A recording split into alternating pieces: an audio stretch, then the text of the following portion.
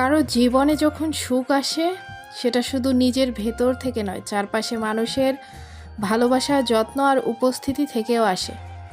তবুও সুখ কি কখনো সত্যি পুরোপুরি আসে, নাকি সেটা অল্প অল্প করে ক্ষণিক মুহূর্তের মতো এসে আমাদের মনটাকে ছুঁয়ে যায়, ঠিক আলো ছায়ার খেলায় ভরা জীবনের মতো। তরির জীবনের সবচেয়ে ভালো দিনগুলো চলছে, কিন্তু মনের মধ্যে একটা ভয় ঠিকই আছে। ভিতরে চেপে রেখে সবার সঙ্গে হাসি খুশি থাকার চেষ্টা করে মেয়েটা। কে চায় এই সুখের দিনগুলো অতি দ্রুত শেষ হোক? তরি এখন তার শাশুড়ির চোখের মণি। খাওয়া দাওয়া, গোসল সব টাইম মতো করতে হবে, এটা বাধ্যতামূলক।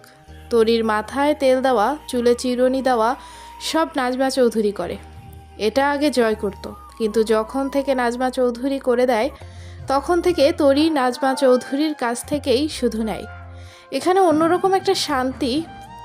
মায়েরা তো মেয়েদের মাথায় তেল দিয়ে দেয়, চিরুনি করে দেয়। তরির মায়ের স্থানটা নাজমা চৌধুরী ধীরে ধীরে পূরণ করেছে, কিন্তু যেটা চলে গেছে ছোটবেলার, সেটা কখনোই পূরণ করতে পারবে না। মেয়ে প্রেগনেন্ট হলে একটা মার যা করা লাগে সব নাজমা চৌধুরী করে দেয়। এইটা হয়তো মায়ের পূর্ণতা। মা থাকলেও এগুলো করে দিত। তরি বুঝে গেছে জয় তাকে নিয়ে বেশ পজিটিভ। সে আগের চেয়ে কথা কম বলে, কিন্তু তরি সামনে থাকলে তাকে হাসানোর অনেক চেষ্টা করে। তরি যথেষ্ট শক্ত থাকে জয়ের সামনে, যাতে লোকটা কম টেনশন করে। দিনে কয়েকবার পেট ব্যথা করলে জয় জিজ্ঞেস করলো, শুধু বলবে একবার, বাকিটা চেপে যায় তরি। কিন্তু ডক্টরদের সঙ্গে শেয়ার করে সব কিছু।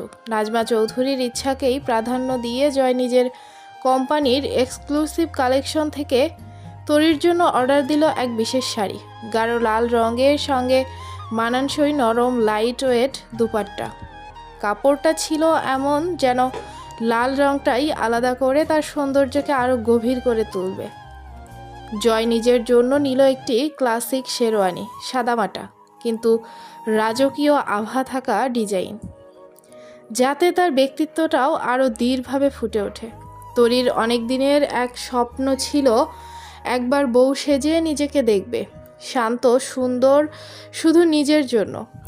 আর জয়ের ইচ্ছে হলো সেই মুহূর্তটাকে আজীবনের জন্য ধরে রাখতে, একটা ছোট্ট কিন্তু অর্থবহ ফটোশ্যুটের মাধ্যমে। এই প্রয়োজনটা তার কাউকেই জানাতে চায় না। জয়ের কাছে এই সময়টা ছিল ভীষণ স্পর্শকাতর। কোনো গ্যাঞ্জাম, কোনো অপ্রয়োজনীয় কথা, কোনো ঝামেলা সে একদমই পছন্দ করবে না। শুধু নীরবতা কিছু মানুষের কাছে, আর শান্ত ফটোশ্যুট আর বউবরণে থাকবে শুধু রাফিরা। ওরাই সব সামলাবে, সব গুছিয়ে রাখবে। 2-1 দিনের মধ্যেই সব শেষ করার পরিকল্পনা করা হলো, কারণ তরির পেট এখনও খুব একটা বোঝা যায় না। তাই বেশি দেরি না করে শান্তভাবেই সবটা সেরে নেওয়াই তাদের কাছে সবচেয়ে সুন্দর সিদ্ধান্ত। নিজের মতো করে সাজানো কিছু মুহূর্ত থাকবে। তরি ব্যালকনিতে দাঁড়িয়ে আছে। এতক্ষণ নাজমা চৌধুরী আর জান্নাতের কাছে ছিল। জয়ের শূন্য ঘর পছন্দ না। কয়েকদিন আগে তরিকে বলছে সন্ধ্যার আগের টাইমে তরি কোথাও গেলে ফোন নিয়ে যেতে হবে। জয় যখন আসবে তখন SMS-এ দিয়ে বলে রুমে যাও, আমি আসতেছি। তরির সব কিছু ছেড়ে রুমে বসে বসে থাকতে হয়। তরি চেষ্টা করে সন্ধ্যায় টাইমে কোথাও না যেতে। যদি তার শাশুড়ি বা জান্নাত না ডাকে তাহলে সে যায় না, যদি ডাকে তাহলে চলে যায়। আবার জয়ের SMS পাওয়ার সঙ্গে সঙ্গে রুমে আসে। গেট দিয়ে জয়ের গাড়ি ঢুকলো। তরি লক্ষ্য করলো জয় নেমে সরাসরি নজর দিল ব্যালকনির দিকে। সে জানে এখানেই তার বউকে পাওয়া যাবে। একটু হাসি দিয়ে হাই দিল হাত নাড়া দিয়ে। তরি উপর থেকে হাতটা নাড়া দিল। জয়ের ইশারা করলে রুমে যাওয়ার জন্য বলে নিজের বাড়ির ভিতরে ঢুকে পড়ল। তরি রুমে ঢুকতে ধরলে নজর যায় একটা ছোট্ট গাছে। সেখানে দুটো পাখি বসে আছে ডালে। একটা পাখি আর একটা পাখির কাছে আসতে চাইলে এই পাখিটা একটু সরে যায়, আবার কাছে আসতে চাইলে আবার একটু সরে যায়। এভাবে কয়েকবার করলো, কিন্তু পাখিটা ওই পাখিটাকে কাছে বসতে দেয় না। মনে হয় তার ভীষণ অভিমান হয়েছে।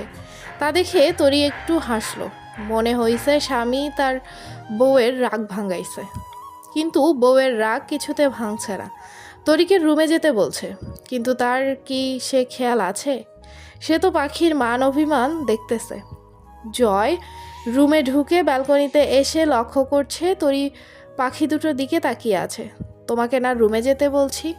তরি চমকে উঠল, জয়ের দিকে তাকিয়ে বলল, দেখুন এই পাখি দুইটার দিকে কি সুন্দর বানাইছে। জয় পাখির দিকে না তাকিয়ে তরির দিকে তাকিয়ে বলল, আমাদের চেয়ে ওদেরকে বেশি মানায় নাই। তরি একটু হেসে বলল, আপনি শুধু কথা ঘুরান। দেখেন বউটা রাগ করছে। স্বামীটা কি সুন্দর রাগ ভাঙার চেষ্টা করছে। আমি কোনোদিন রাগ করলে আপনি এভাবে রাগ ভাঙাবেন আমার? উফ, কি আবদার মেয়েটার। জয় একটু কাছে এসে তরির কাঁধে হাত দিয়ে পাখি দুটোর দিকে তাকিয়ে বলল, তোমাকে কে বলল বউটা রাগ করেছে? স্বামীটাও তো রাগ করতে পারে, বউটা রাগ ভাঙাইছে। আর তুমি রাগ করবে এমন কোন অপশন আমি তোমাকে দেব না, বুঝতে পারলে বউ? জয় নিজের মাথাটা তরির মাথার সাথে লাগিয়ে শেষের কথাটা বলল, আমার মনে হলো বউটা রাগ করেছে। মহিলা মানুষ একটু বেশি বোঝে, তার প্রমাণ তো তোমাকে দিতে হবে। এখন রুমে চলো, এখানে দেখার মতো কোনো দৃশ্য নাই। কত সুন্দর একটা দৃশ্য, আর আপনি বলতেছেন দেখার মতো দৃশ্য নাই। দৃশ্যটা যদি এমন হতো বউ তার স্বামীকে কিস করছে, তার সাথে রোম্যান্স করার চেষ্টা করছে, তাহলে আমি নিজ দায়িত্বে বলতাম তুমি এগুলো দেখো, এগুলো দেখে কিছু শেখো, প্রয়োজন পড়লে সারা রাত বসে থাকতাম। তরি বড় বড় চোখ করে জয়ের দিকে তাকালো। তা দেখে জয় চট করে তরিকে কোলে নিয়ে রুমে ঢুকলো। তরি হতবাক, কাকে সে কি দেখাইতে চেয়েছে, আর সে কিসের উদাহরণ দিল। জয় তরিকে বিছানায় বসে দিয়ে নিজের পোশাক চেঞ্জ করলে একটু পর আজান দিবে মাগরিবের। জয় ফ্রেশ হয়ে এসে তরিকে বলল, খাওয়া দাওয়া করছো নাকি কিছু খাবার দিয়ে যাব? কিছু খাবো না, একটু আগে মা খাওয়াই দিছে, এখন পেট সম্পূর্ণ ফুল। আজকে পেট কিরমির কীরকম ব্যথা করছে, স্বাভাবিক ছিল। কথাটা শুনে জয়তরির মুখের দিকে তাকালো। মেয়েটা আগে থেকে একটু গোলুমলু হয়েছে এখন। কাছে গিয়ে তরির কপালে একটা চুমু দিয়ে বলল, নামাজে যাব, কি নিয়ে আসবো তোমার জন্য? আমার কিছু লাগবে না। জয় হতাশ হলো। যতবার জিজ্ঞেস করবে ততবার বলবে তার কিছু লাগবে না। কিছু খাবার নিয়ে আসবো, যেটা খেতে মন চায় সেটা বলো। তরি রুমের চারপাশটা দেখে জয়কে বলল, এই রুমে কি খালি কোনো জায়গা আছে যে এখানে কোনো খাবার নাই? রুম তো না, একটা দোকান বানিয়ে রেখেছেন। আমি তো ভাবছি এগুলো দিয়ে একটা দোকান দিব, বেশি বেশি করে খাবা, তাহলে দ্রুত শেষ হয়ে যাবে। খেতে চাও না জন্য রুম ভরে গেছে। চারপাশে আজান পড়ছে। জয় আর কথা বাড়ালো না। তরিকে ওয়াশরুমে ঢুকিয়ে দিয়ে নিজে জায়নামাজ বিছিয়ে দিল। কিছুক্ষণ পর তরি বেরিয়ে আসলে জায়নামাজে দাঁড়ালো জয় ও বেরিয়ে গেল নামাজে। জান্নাত দুইজন মেহেন্দি আর্টিস্টকে নিয়ে এসেছে তরিকে মেহেন্দি পরানোর জন্য।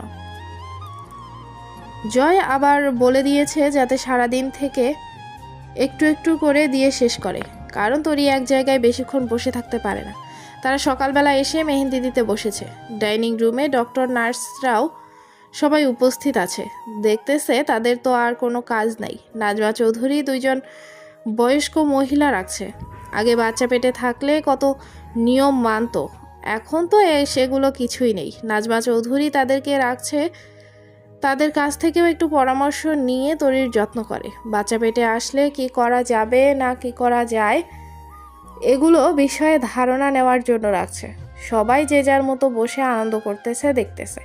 নাজমা চৌধুরীর কাছ থেকে জান্নাত শুনেছে মহিলা দুটো নাকি গীত বলতে পারে।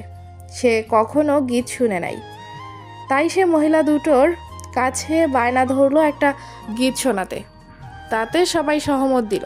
মহিলা দুইটা আর না করতে পারলো না, একটু পর গুনগুন করে গীত গেয়ে উঠল।